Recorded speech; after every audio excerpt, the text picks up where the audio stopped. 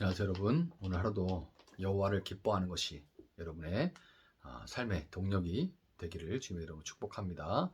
오늘 본문은 레위기 23장입니다. 여호와께서 모세에게 말씀하여 이르시되 이스라엘 자손에게 말하여 이르라. 이것이 나의 절기들이니 너희가 성회로 공포할 여호와의 절기들이니라. 엿새 동안은 일할 것이요 일곱째 날은 쉴 안식일이니 성회의 날이라. 너희는 아무 일도 하지 말라. 이는 너희가 거주하는 각처에서 지킬 여호와의 안식일이니라. 이것이 너희가 그 정한 때에 성회로 공포할 여호와의 절기들이니라. 첫째 날 열 나흔 날 저녁은 여호와의 유월절이요 이달 열 닷새 날은 여호와의 무교절이니 이래 동안 너희는 무교병을 먹을 것이요 그 첫날에는 너희가 성회로 모이고 아무 노동도 하지 말지며 너희는 이래 동안 여호와께 화제를 드릴 것이요 일곱째 날에도 성회로 모이고 아무 노동도 하지 말지니라. 여호와께서 모세에게 말씀하여 이르시되 이스라엘 자손에게 말하여 이르라. 너희는 내가 너희에게 주는 땅에 들어가서 너희의 공물을 거둘 때에 너희의 곡물의 첫 이삭 한 단을 제사장에게로 가져갈 것이요 제사장은 너희를 위하여 그 단을 여호와 앞에 기쁘게 받으심이 되도록 흔들되 안식일 이튿날에 흔들 것이며 너희가 그 단을 흔드는 날에 1년 되고 흠없는 수량을 여호와께 번제로 드리고 그 소재로는 기름 섞은 고운 가루 10분의 2 에바를 여호와께 드려 화제로 삼아 향기로운 냄새가 되게 하고 전제로는 포도주 4분의 1 흰을 쓸 것이며 너희는 너희 하나님께 예물을 가져오는 그날까지 떡이든지 볶은 곡식이든지 생 이삭이든지 먹지 말지니 이는 너희가 거주하는 각처에서 대대로 지킬 영원한 규례니라. 안식일 이튿날 곧 너희가 요제로 곡식단을 가져온 날부터 세어서 일곱 안식일의 수요를 채우고 일곱 안식일 이튿날까지 합하여 50일을 계수하여 새 소재를 여호와께 드리되 너희의 처소에서 10분의 2 에바로 만든 떡 2개를 가져다가 흔들지니 이는 고운 가루에 누룩을 넣어서 구운 것이요 이는 첫 요제로 여호와께 드리는 것이며 너희는 또 이 떡과 함께 1년 된 흠없는 어린 양 7마리와 어린 수소 1마리와 수양 2마리를 드리되 이것들을 그 소제와 그 전제 제물과 함께 여호와께 드려서 번제로 삼을지니 이는 화제라 여호와께 향기로운 냄새며 또 수점소 하나로 속죄제를 드리며 1년 된 어린 수양 2마리를 화목제물로 드릴 것이요 제사장은 그 첫 이삭의 떡과 함께 그 두 마리 어린 양을 여호와 앞에 흔들어서 요제로 삼을 것이요 이것들은 여호와께 드리는 성물이니 제사장에게 돌릴 것이며 이날에 너희는 너희 중에 성회를 공포하고 어떤 노동도 하지 말지니 이는 너희가 그 거주하는 각처에서 대대로 지킬 영원한 규례니라. 너희 땅에 곡물을 벨 때에 반 모퉁이까지 다 베지 말며 떨어진 것을 줍지 말고 그것을 가난한 자와 거류민을 위하여 남겨두라. 나는 너희의 하나님 여호와이니라. 여호와께서 모세에게 말씀하여 이르시되 이스라엘 자손에게 말하여 이르라. 일곱째 달 곧 그 달 첫날은 너희에게 쉬는 날이 될지니 이는 나팔을 불어 기념할 날이요 성회라. 어떤 노동도 하지 말고 여호와께 화제를 드릴지니라. 여호와께서 모세에게 말씀하여 이르시되 일곱째 달 열흘 날은 속죄일이니 너희는 성회를 열고 스스로 괴롭게 하며 여호와께 화제를 드리고 이날에는 어떤 일도 하지 말 것은 너희를 위하여 너희 하나님 여호와 앞에 속죄할 속죄일이 됨이니라. 이날에 스스로 괴롭게 하지 아니하는 자는 그 백성 중에서 끊어질 것이라. 이날에 누구든지 어떤 일이라도 하는 자는 내가 그의 백성 중에서 멸절시키리니 너희는 아무 일도 하지 말라. 이는 너희가 거주하는 각처에서 대대로 지킬 영원한 규례니라. 이는 너희가 쉴 안식일이라. 너희는 스스로 괴롭게 하고 이달 아흐렛 날 저녁 곧 그 저녁부터 이튿날 저녁까지 안식을 지킬지니라. 여호와께서 모세에게 말씀하여 이르시되 이스라엘 자손에게 말하여 이르라. 일곱째 달 열닷새 날은 초막절이니 여호와를 위하여 이래 동안 지킬 것이라.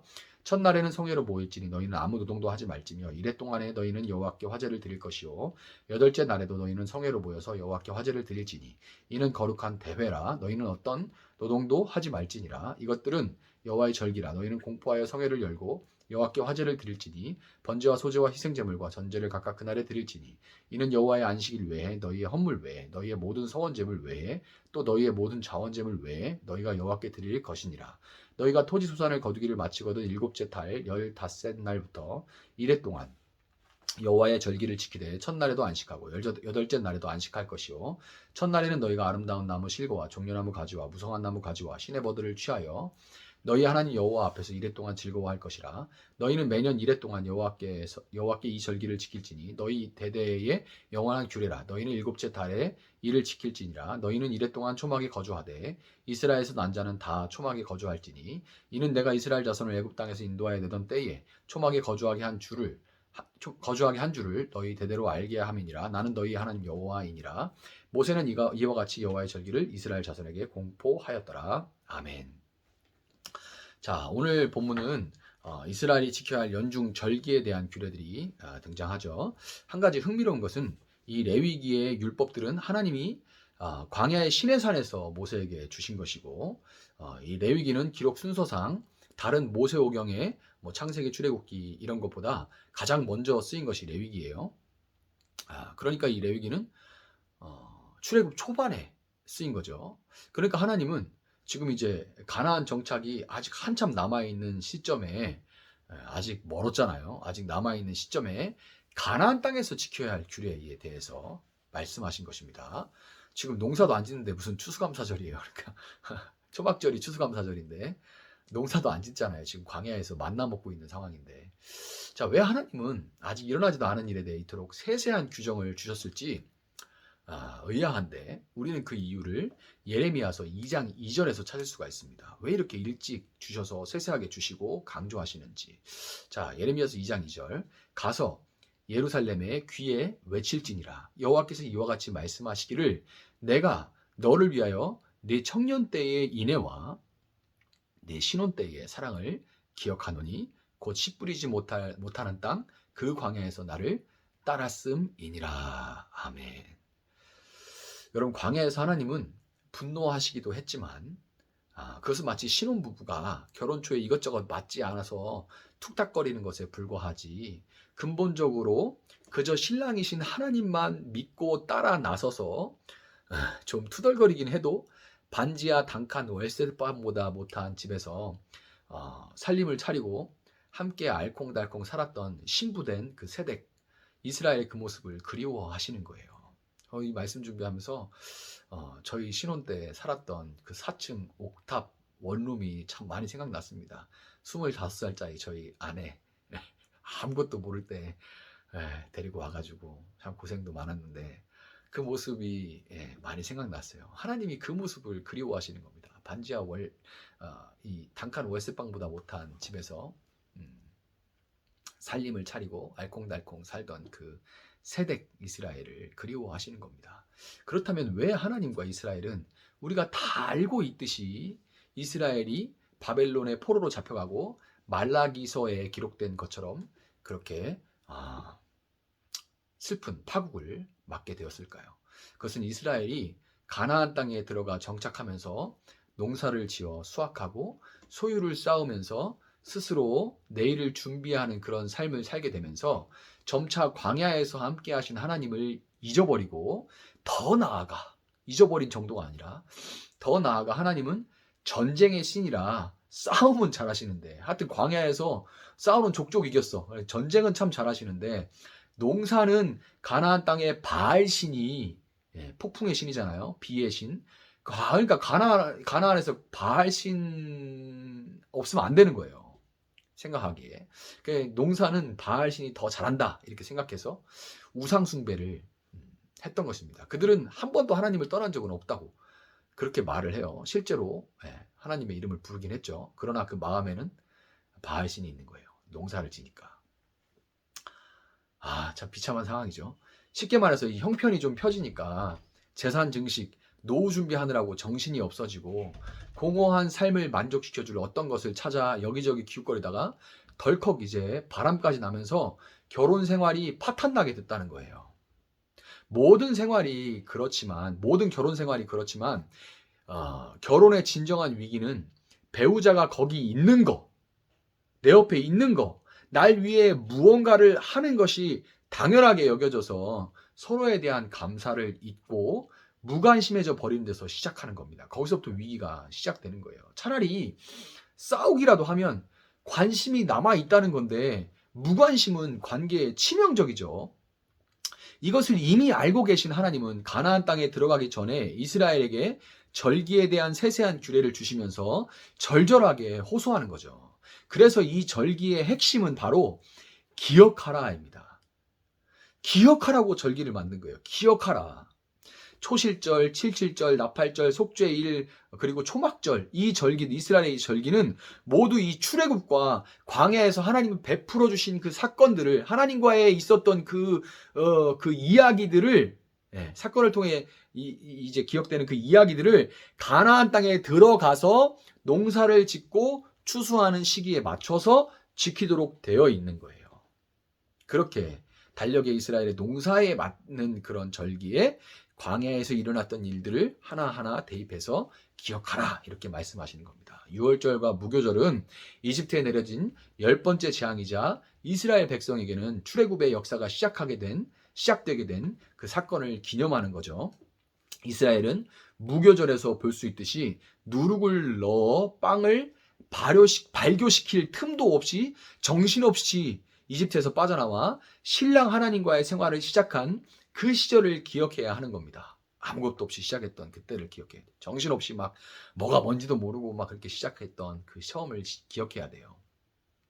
첫 이삭 한 단을 바치는 초실절에는 가나안 땅에서 첫 수확을 할 때 하나님께서 광야에서 어떻게 이스라엘을 먹고 마시게 하셨는지를 기억해야 됩니다. 77절 또는 오순절, 다른 말로는 오순절인데요. 오순절에는 출애굽 50일 만에 시내산에 도착해서 율법을 받아서 하나님과 혼인계약을 맺고 어떻게 혼인서약인 율법을 잘 지켜서 혼인서약의 율법이 어떻게 보면 이제 이렇게 지키고 그것을 따르고 뭐 이렇게 그 혼인서약인 율법을 잘 지키면서 서로에게 신실한 결혼 생활을 영위할지 그 설렜던 시간, 율법을 처음 받았던 그래서 혼인 계약을 맺을 때 그 설렜던 시간을 상기해야 되는 거예요. 77절, 오순절에는. 현대력으로 9월 중순에서 10월 중순에 해당하는 이 나팔절은 이스라엘의 민간 달력으로 새해 첫날로서 나팔이 왕의 이 행차와 결혼 잔치를 위해 쓰이는 것을 볼 때 마치 매해 찾아오는 결혼 기념일을 지켜서 서로에 대한 감사와 사랑을 확인하고 기념하라고 정해주신 그런 절기입니다. 초막절은 추수를 다 마치고 일주일 동안 광야에서 거주했던 초막을 가나안에 들어가서 정착한 그 집의 옥상에 그 초막을 이렇게 만들어 놓고 거기서 험했지만 두려울 것 없이 서로 사랑했던 그 신혼의 때부터 풍성하게 수확하게 되어서 형편이 나아진 이때까지 한결같이 함께 하시고 지켜주시고 베풀어 주신 하나님의 은혜를 이 초막절에는 기억해야 되는 겁니다. 여러분 결혼 생활에도 크고 작은 다툼과 감정의 찌꺼기가 남게 될 수 있기 때문에 그런 것들을 그냥 방치하면 결국 서로에 대한 신뢰가 깨지고 무관심으로 나아갈 수 있게 되기 때문에 하나님은 매년 이 속죄일, 욤키푸르, 대속죄일을 맞아서 그 모든 크고 작은 앙금들을 털고서 다시금 서로를 향해서 정결한 모습으로 설 수 있는 그런 길을 열어주셨습니다. 하나님은 본문 3절에서 이 모든 절기들은 안식일이다 이렇게 말씀하시는데요. 계절에 따라 작물의 품종에 따라 이제 뭐 옥수수 끝나면 그 다음에 고구마 끝나면 뭐 이렇게 계속 돌잖아요. 농사라는 게. 우리나라는 겨울이 있죠. 겨울이 없는 나라는 뭐 정말 쉴 틈이 없어요. 농한기도 없습니다. 계속 돌아가요. 계절에 따라 요즘은 우리나라도 겨울에도 막 이제 비닐하우스 때문에 쉴 틈이 없죠. 계절에 따라서 작물의 품종에 따라 쉴 틈 없이 파종과 추수로 바쁜 농사 이어지는 그 농사력에 의해서 막 이어지는 그 일정을 따를 수밖에 없는 바쁜 현실 속에서 하나님은 안식일을 지켜서 아무 일도 하지 말라 그렇게 말씀하십니다.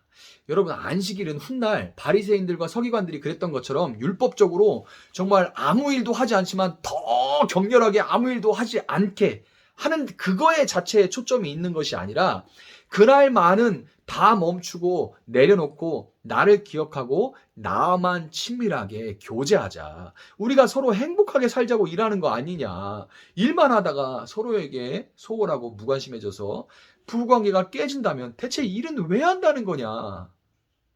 이렇게 말씀하시는 하나님의 절절한 호소인 거예요. 여러분 오늘 안식일을 지키라 말씀하시는 하나님 앞에 자신을 돌아보아서 우리가 얼마나 하나님을 당연하게 여기고 소홀하고 무관심했는지를 여러분 생각하시고 하나님 앞에 마음과 시간과 물질을 내어드리는 이 새벽 날개의 절기 그리고 주일의 절기 매주 다가오는 그 주일의 절기를 삼가 지켜서 마음을 다해 삼가 지켜서 다시금 하나님이 그리워하시는 그 신혼의 때를 회복하고 누리는 여러분들이 되시기를 주님의 이름으로 축복합니다. 제가 한번 기도하겠습니다. 사랑하시는 하나님 감사합니다. 오늘도 저희들에게 이렇게 말씀 주셔서 말씀으로 하루를 시작하게 하시니 감사합니다. 절기들을 통해서 하나님은 우리가 기억하기를 원하십니다.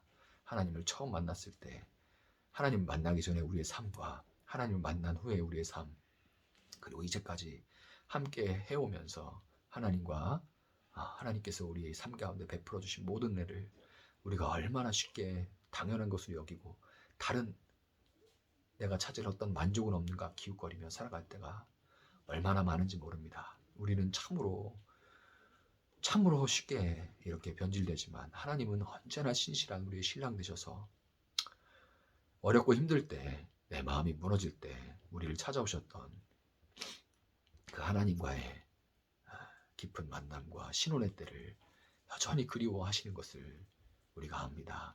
주님, 우리가 진정으로 그 첫사랑을 회복하고자 하는 마음을 허락하여 주시고 진정으로 하나님을 더 귀히 여기고 매주 다가오는 주일을 정말 그리워하고 설레어하며 준비하며 기다릴 수 있게 하시고 그날 만나는 주님을 온 마음으로 대하게 하시고 또 매일매일 살아가며 매일의 일상에서 하나님 우리에게 주시는 이 새날의 말씀을 통하여서 하나님과 동행할 수 있는, 하나님이 정말 우리 옆에 계신 것처럼 그렇게 대하며 인정하며 높여드리며 살아갈 수 있도록 하나님 함께하여 주시기를 원합니다. 광야 같은 우리의 삶이지만 그러나 광야의 때를 신혼으로 생각하시는 하나님, 우리가 지금 하나님과 신혼을 지내고 있는지 돌아보게 하시고 정말 어렵고 힘들고 부족하고 형편이 정말 어렵지만 그러나 서로에 대한 사랑만으로 살 수 있었던 신혼의 때와 같이 우리가 이 땅을 살아갈 수 있도록